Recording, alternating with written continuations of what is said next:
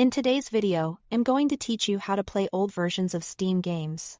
If you've ever updated a game only to find that your favorite mod breaks, a feature changes, or performance dips, rolling back to an older version can help.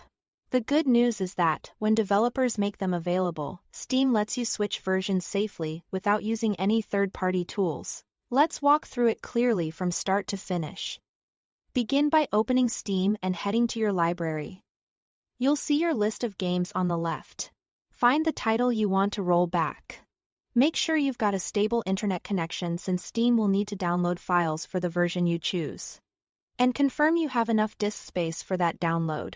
Right-click the game's name in your library and select Properties. This opens a window with several sections on the left.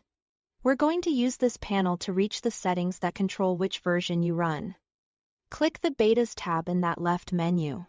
This is where developers publish older branches, testing builds, or legacy versions of the game. Not every game offers these, so what you see will depend on the developer.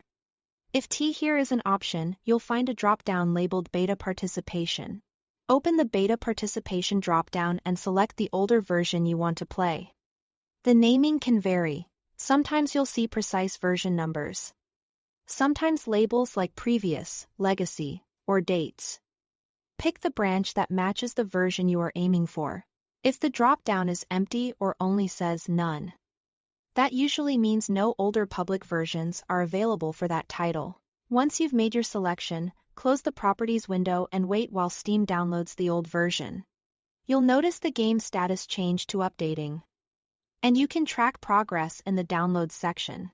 This step can take a while, depending on your connection and how large the changes are. So let it run without interrupting Steam. When the download finishes, go back to your library and click Play to start your game.